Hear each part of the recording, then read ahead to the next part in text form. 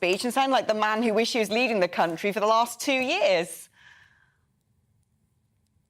Well, yeah, I suppose you could you could put it that way. I mean, I do feel a bit sorry for the Prime Minister. I would say that it was refreshing that when GBNews asked a question at the press conference, they didn't talk about, you know, cake and curry, which is what the BBC just seem obsessed with.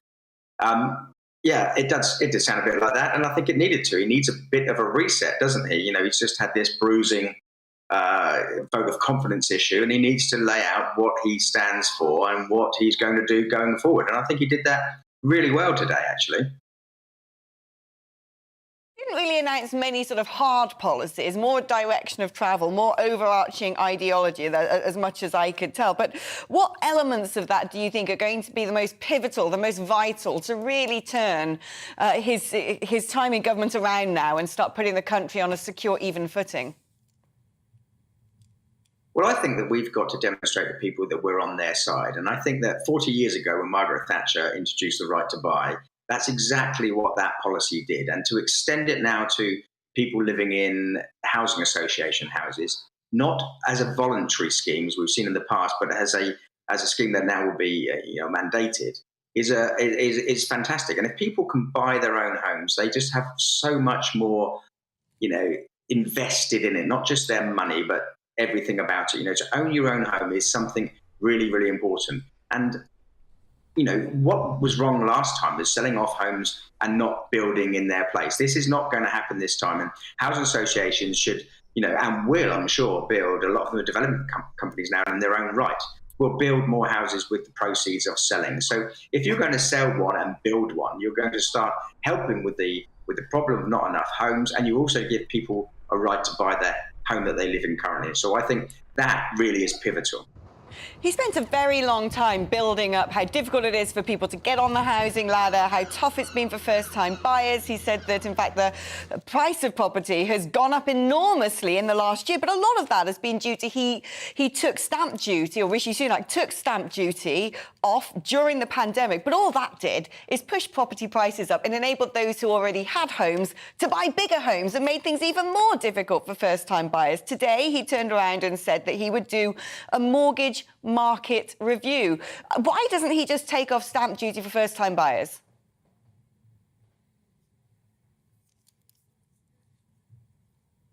Bills, those things are things that I've been calling for forever. The stamp duty, it's all right. I'm talking to you now with what could easily be called hindsight. But when the stamp duty was introduced in the first place, I was concerned about it. But I would defend them to the extent that no one knew what was going to happen. We didn't know if people were going to lose their jobs.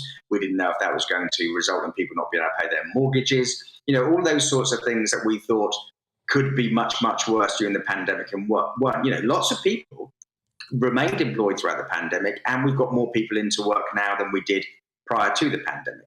So I can see why they did the stamp duty holiday, but you're right. All it did was fuel prices, and that we can't turn back the clock. But we should be looking at how we make that easier for first-time buyers now. Yeah, well, fingers crossed we hear more from Boris on the mortgage market review and that he might actually attach some policy to that. Royston Smith, is always wonderful talking to you, MP for Southampton Itchen. Well, let's talk to GB News political editor Darren McCaffrey. Darren, you've had a lot of praise for your question today. You were there at the speech. How do you think it went down? Yeah, quite interesting, isn't it, in many ways, Alex? Quite a wide-ranging speech from the Prime Minister. It was all trail beforehand that it was going to focus on housing, but it went way beyond that. There was a massive chunk of the start talking about Ukraine. But clearly, Boris Johnson feels that he has to focus on the kind of cost of living crisis, the economic harm that we're seeing post-pandemic, in this kind of reset, if you like, on his leadership following that pretty difficult vote on Monday. In terms of, though, housing and this new initiative to essentially allow housing association tenants to buy their own homes, there are still lots and lots of questions. The Prime Minister did try and address some of them, suggesting that any houses that are sold off, well, they will be replaced, that this is an attempt to try and get over some of the difficulties of people who live in housing associations who cannot, frankly, at the moment buy their own home, or indeed makes any significant changes to them, and it's part he would see in many ways of trying to throw back to the Thatcher era of getting people's right to buy. But in the end, actually, and as I kind of put to him, one of the big kind of elephants in the room, Alex, but all of this, is the issue of a lack of housing. He referred to himself. Our population has increased by 12 million in the last couple of decades, yet we've built fewer houses than countries like France. And frankly, he wouldn't go as far as insisting that the Conservative manifesto pledge, a pledge he signed up to in 2019 of ensuring there be 300,000 homes built in this country per year by the mid of 2020s. He said he couldn't give that guarantee anymore. And that is in many ways, despite the government's attempts today to try and deal with the housing crisis, is going to make things worse, because we are still going to have fewer homes than we need, particularly with an increasing population. And also, Alex, the other interesting thing today, and again, of course, he touched upon the cost of living crisis and the government was on your side. That's the slogan we heard time and time again, was on this issue of fuel duty. Now, I brought this up as a question because today is quite a landmark day. For the first time in the history of our country, it's going to take the average car owner £100 to top up your average family car. That is an awful lot of money. It's the biggest fuel increase we've seen in 17 years. And yes, the government have cut fuel duty by 5 pence, but most other comparable European countries have gone much further. And I think there will be increasing pressure now on the government in the weeks and months to come, given the fact that fuel prices are unlikely to drop anytime soon, that they may well have to go further to try and alleviate some of the costs on people at a time when, of course, it's not just fuel, but frankly, many other things that are going up in price, putting a real squeeze on people's standards of living. Darren, thank you ever so much. Well, let's talk to senior organiser at the New Economics Foundation, Rebecca Winson.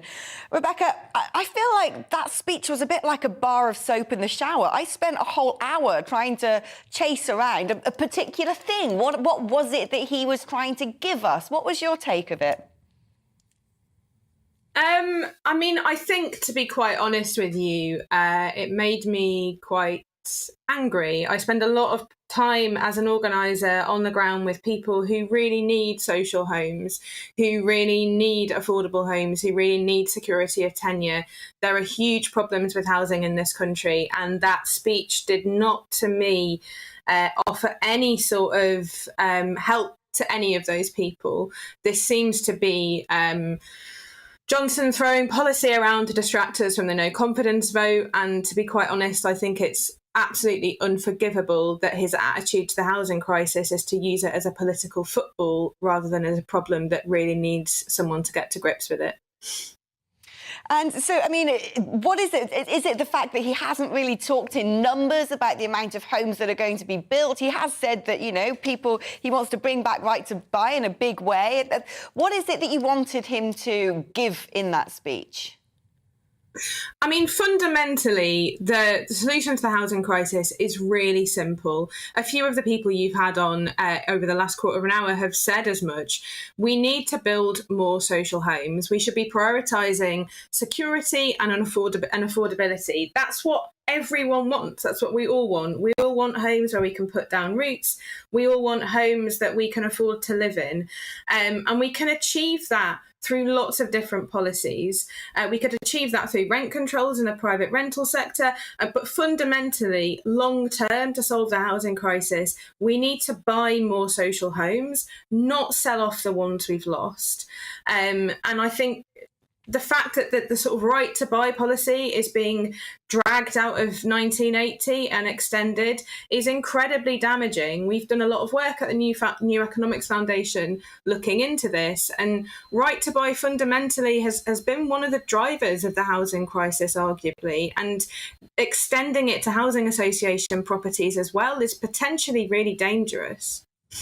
Rebecca Winson, senior organiser at the New Economics Foundation. Well, joining me in the studio today is my presenter friend, is senior reporter at the newspaper, Benjamin Butterworth. I mean, it strikes me that the blue vote is increasingly blue collar, and he needed to give meat to the red wall, for want of a better phrase. If you were writing a headline now for your paper about that speech, what would you be going for? Well, he makes all the right sounds and has none of the substance, and it's kind of what people have hit on. But actually, I just take issue with the suggestion you said, because a lot of blue-collar workers in so-called red wall seats, actually for them, the housing market isn't quite so dysfunctional. So you had the Hartlepool by-election, which Boris Johnson's Tories took for the first time ever, and it was quite a shock for, you know, a party of 10 years in government or whatever it was at that point. And one of the reasons was because the rises in house prices were making people in parts of the country like that feel a lot more secure. But then you've got the South East, you've got London, where it's totally out of proportion. And ultimately, you know, a lot of what he said drive demand for housing. So the Help to Buy, the things where you get some extra money if you put it in a savings ISA, the mortgage suggestions that he's made to make it easier to get a mortgage, even if you're on benefits, though I think most people on benefits aren't going to have a chance of affording a home. They will get more people to want to buy a house, but there's still the same number of houses.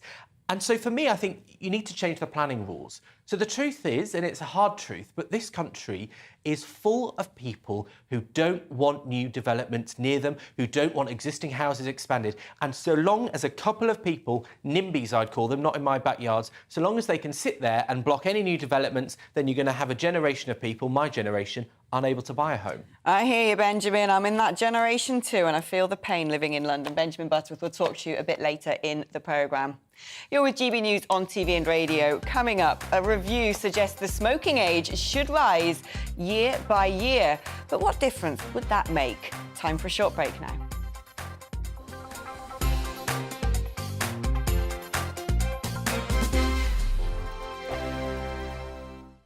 We are GB News. We're right across this great nation. On TV, on radio, on digital. Absolutely everywhere. We don't talk down to you. We embrace all voices.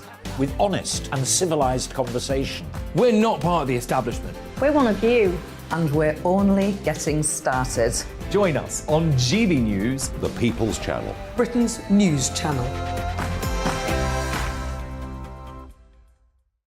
Every morning from 6 o'clock, we'll wake you up with GB News Breakfast with all the stories you didn't know from the night before. So whether it's serious news, entertainment, or your own views from all over our great nation, we're here to kick off your day with a smile. The national media should be reflecting and reporting what's happening here. You will notice the northwestern accents. Whether you're with us on TV, radio, or online, every morning, it's breakfast from 6 a.m. Hope you can join us. Join us for Ministry of Offence, the comedy panel show that's just like the news, in that the left fights the right and it doesn't really seem to matter who wins. We cover the big stories. It was in fact a troop of baboons and not angry vegans. I like that. And the really important stories. Fat naked cow gets stuck in swimming pool. It's a headline in a lot of local newspapers. Yeah. We're on the same team, Nick. Yeah, but I'm just helping you. Join us for Ministry of Offence, Saturday nights, 8 o'clock on GB News. I'm Dan Wootton. Join me Monday to Thursday from 9 to 11 for the feistiest and most fun news debate on TV, where free speech reigns. I'll bring you a sharp take on the day's biggest stories, bombshell newsmaker interviews, and A-list guests. And I guarantee you, no spin, no bias, no censorship, and no reason to go to bed. That's Dan Wootton tonight, Monday to Thursdays from 9 on GB News.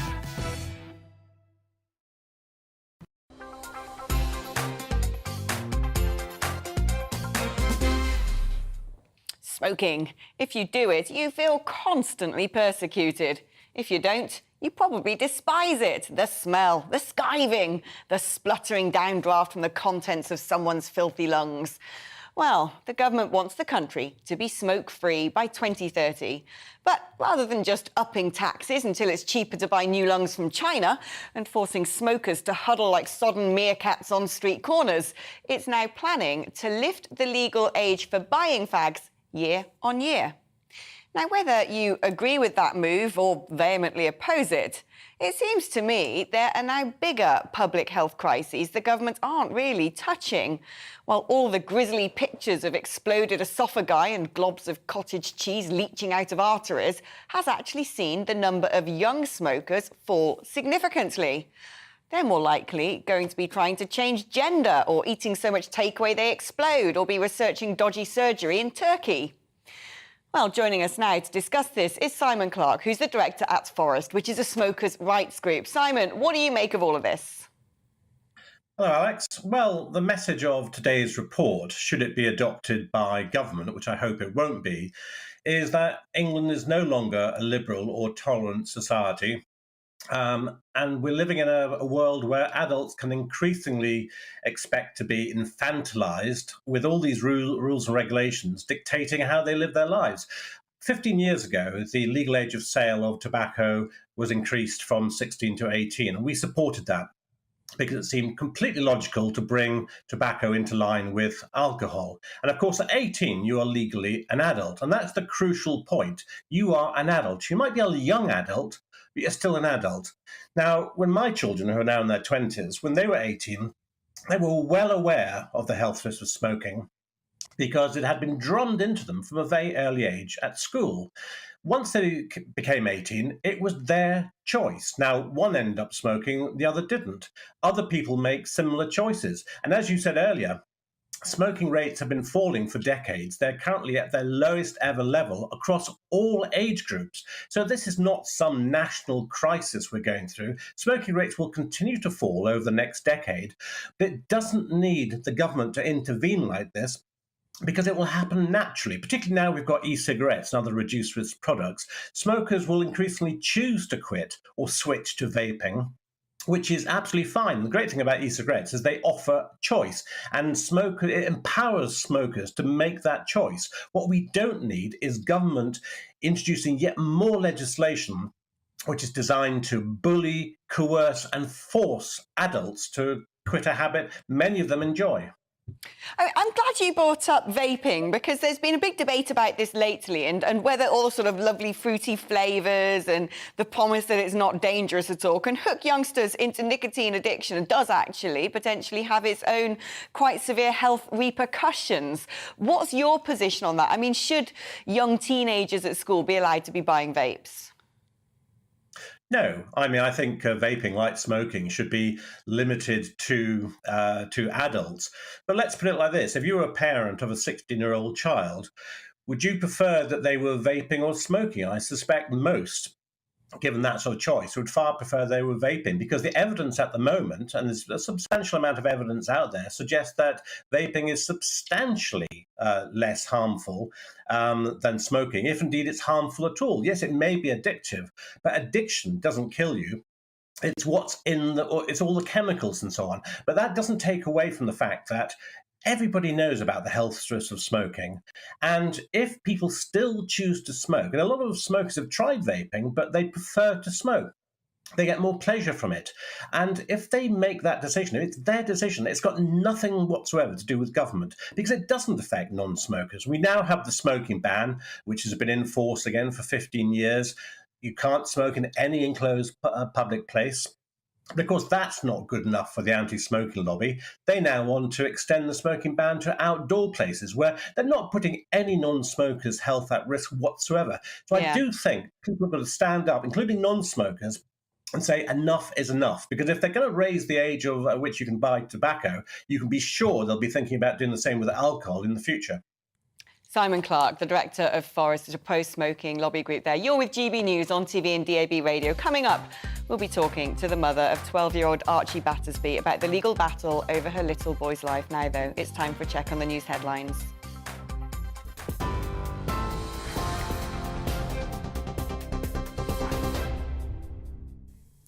It's 2:33. I'm Rhiannon Jones in the GB newsroom. The Prime Minister has confirmed plans to extend the right to buy scheme to housing association tenants. During a speech in Blackpool, Boris Johnson argued the £30 billion housing benefit, which currently goes towards rent, could help lower-paid workers secure and pay for mortgages. The government's also pledged to build a new social home for everyone sold. We will finish the right to own reforms Margaret Thatcher began in the 1980s. Ending the absurd position where first-time buyers spend their life savings on flats only to find themselves being charged hundreds of pounds for painting their own doors or even unable to own a dog. That's what being on your side is all about. Drivers from 3 more train companies are set to go on strike later this month in separate disputes over pay. The ASLEF union confirms that drivers at Hull Trains, Greater Anglia and Croydon Tramlink have all voted to take industrial action. The average price of filling up a typical family car has surpassed £100 for the first time. The RAC says it's a truly dark day for drivers. The average price for a litre of petrol has reached a record 182 pence and diesel is at a record 188 pence. It's after the biggest daily jump in petrol prices for 17 years. And the government says it will carefully consider an independent review into smoking, which recommends under 18s should never be able to legally buy tobacco. It suggests the legal age in England should be raised from 18 by 1 year every year until no one can buy it. The report also says tobacco firms should be forced to pay a polluter tax to help smokers quit. TV online and DAB Plus radio, this is GB News. It's back to Alex with We Need to Talk About in just a moment.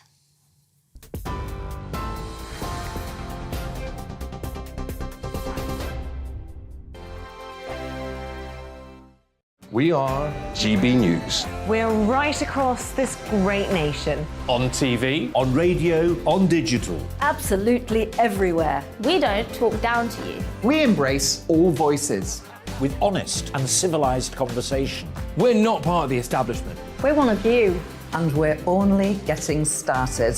Join us on GB News, The People's Channel. Britain's news channel. Every morning from 6 o'clock, we'll wake you up with GB News Breakfast with all the stories you didn't know from the night before. So whether it's serious news, entertainment, or your own views from all over our great nation, we're here to kick off your day with a smile. The national media should be reflecting and reporting what's happening here. You will notice the northwestern accents. Whether you're with us on TV, radio, or online, every morning, it's breakfast from 6 a.m. Hope you can join us. Join us for Ministry of Defence, the comedy panel show that's just like the news, in that the left fights the right and it doesn't really seem to matter who wins. We cover the big stories. It was in fact a troop of baboons and not angry vegans. I like that. And the really important stories. Fat naked cow gets stuck in swimming pool. It's a headline in a lot of local newspapers. Yeah. We're on the same team, Nick. Yeah, but I'm just helping you. Join us for Ministry of Defence, Saturday nights, 8 o'clock on GB News. I'm Dan Wootton. Join me Monday to Thursday from 9 to 11 for the feistiest and most fun news debate on TV, where free speech reigns. I'll bring you a sharp take on the day's biggest stories, bombshell newsmaker interviews, and A-list guests. And I guarantee you, no spin, no bias, no censorship, and no reason to go to bed. That's Dan Wootton tonight, Monday to Thursdays from 9 on GB News.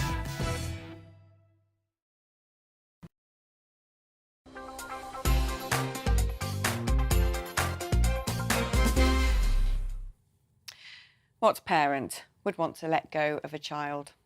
If there's even 1,000,000 to 1 chance that a miracle could come, who wouldn't hold on and fight until the end? This has been the heartbreaking reality in living hell for the parents of Archie Battersbee as they fight their son's doctors in court over whether his life support machine should be turned off. Well, I'm now joined by Archie's mother, Holly Dance, and sister-in-law, Ellie Carter. Holly, let's start tell us about Archie and tell us about that fateful day and what happened. Archie's a very bubbly, active little boy, very talented. He's a gymnast at South Essex Gymnastics. He's an MMA fighter. He had his first fight coming up. Great personality, really high-spirited, just an absolute joker, storyteller. He's just a really funny child. The day in question, we'd come in, we'd been out, and we'd come in, and he brought in his swim bag. What he said to me was sweets in the bedroom. I'd gone up to charge my phone. He brought this bag in and said, "I've got you some sweets," and I just laughed and said, "No, you haven't, you've got the rabbit in the bag." Then the rabbit poked his head out, and we both just started laughing and giggling. And then I told him, obviously, to take the rabbit downstairs, and I've left the room after a couple of minutes, just to check, really, that he'd taken the rabbit downstairs, and, well, not a couple of minutes, like a few minutes. I'd had a phone call and just potted around, really, come out of the bedroom, and I noticed he wasn't in his room after calling him. then noticed the rabbit at the top of the stairs and very quickly noticed Archie the other side of the banister with something around his neck. What was your first thought when you saw that? How did you respond to that? I just ran to him, shouted, Archie.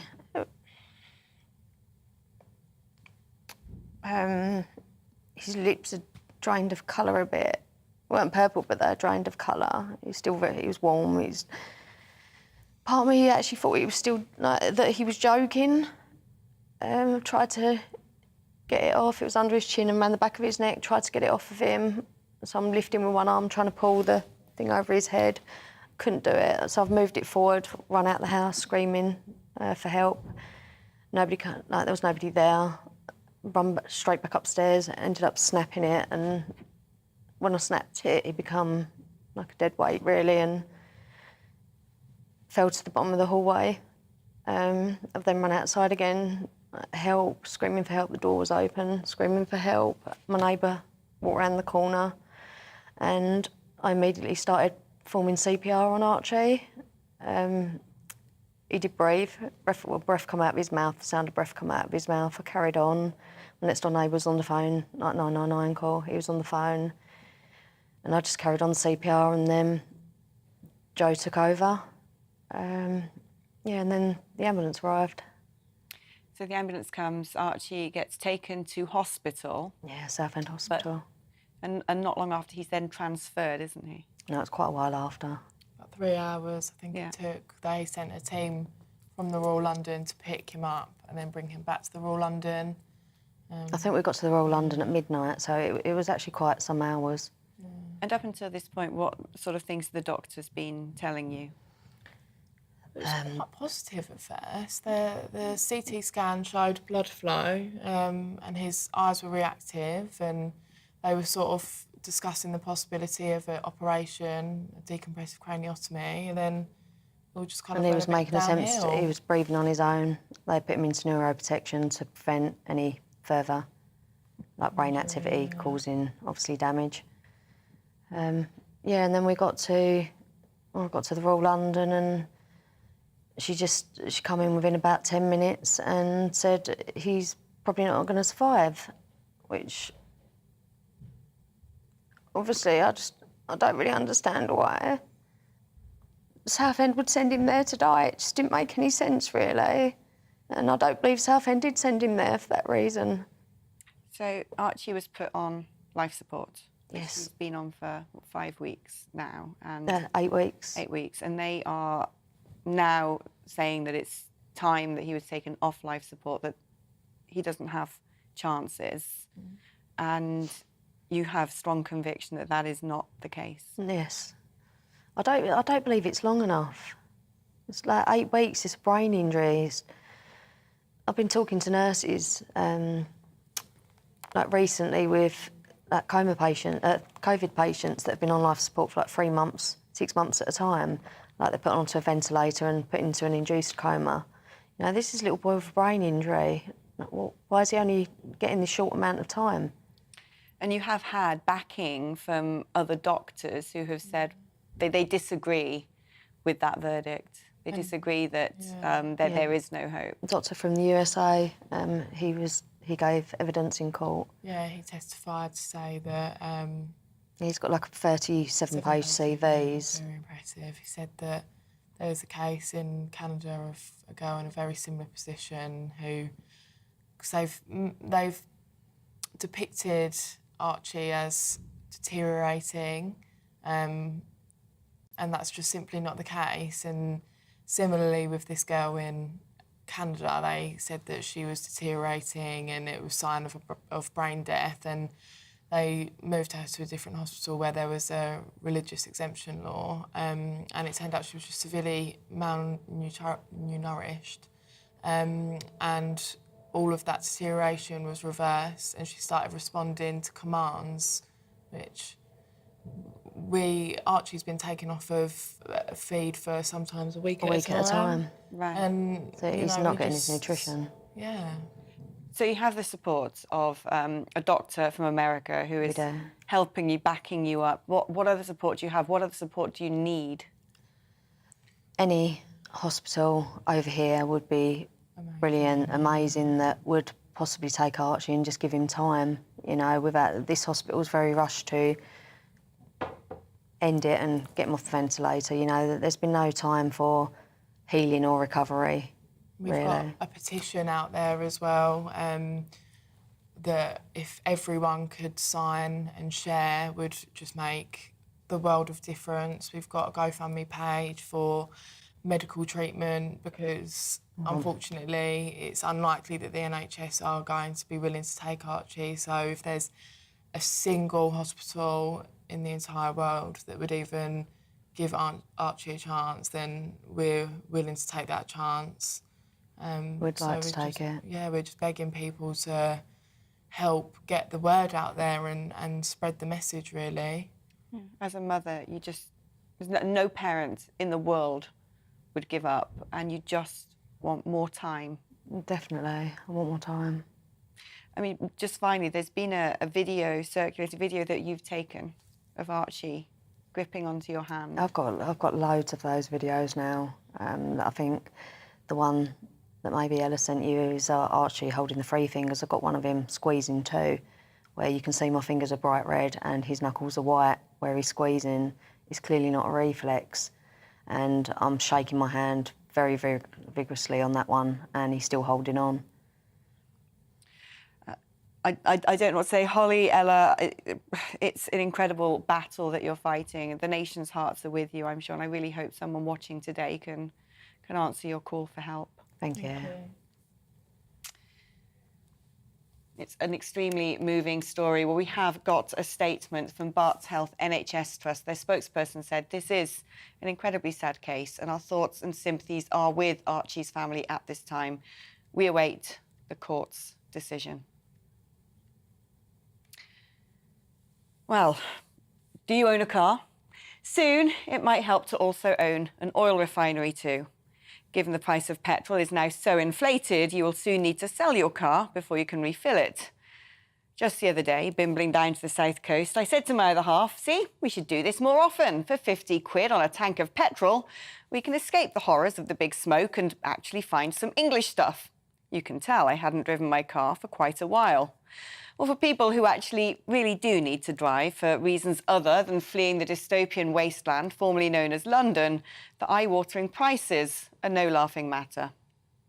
The accelerating price of petrol continues to worry drivers across the country as the price per litre jumped by 2 pence in a single day. That's the fastest rate seen in the UK for nearly 20 years.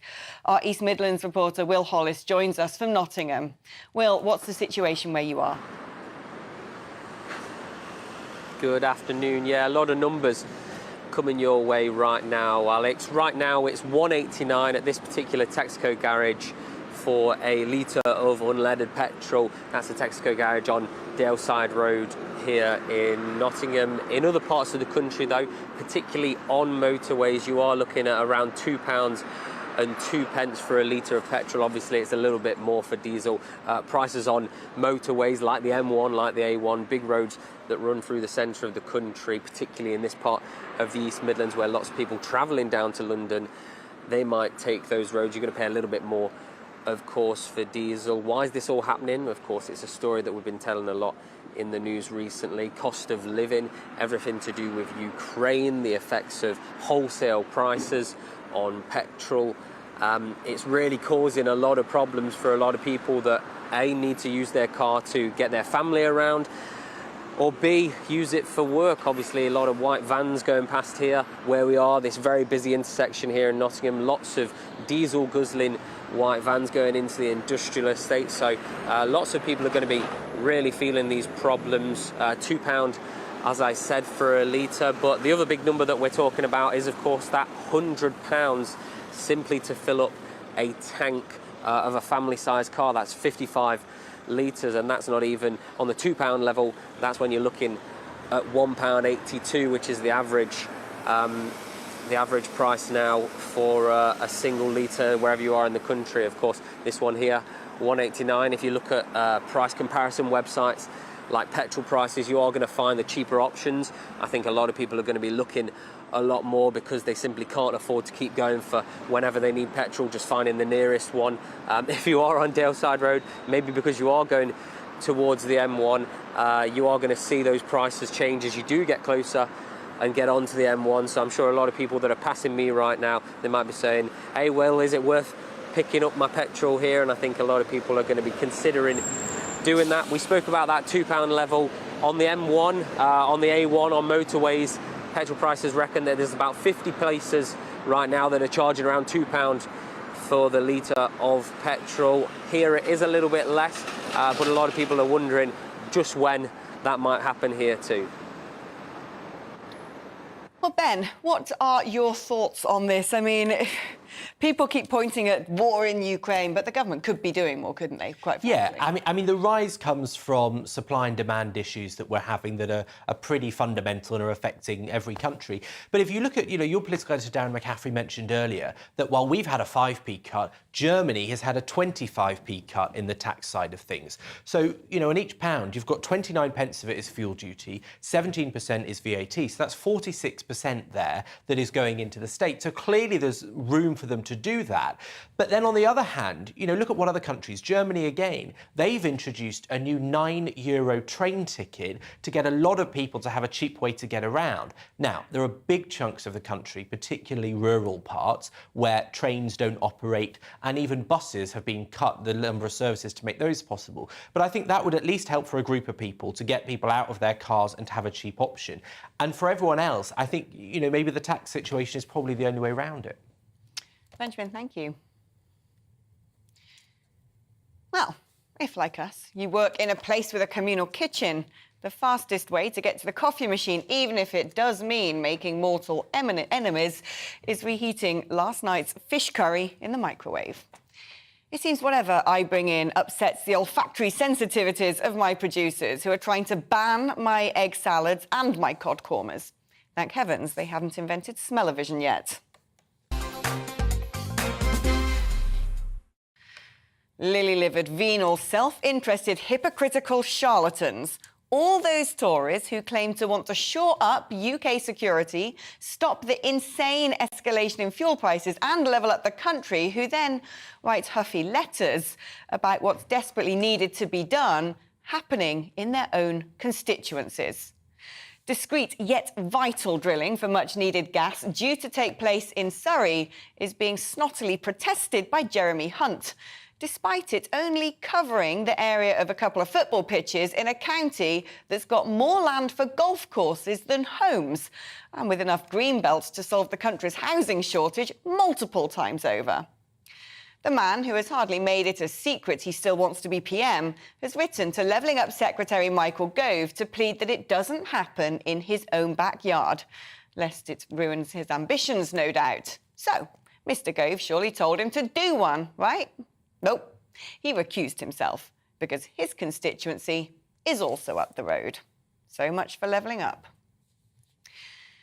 Now, why doesn't America seem to have politicians? Where are they all?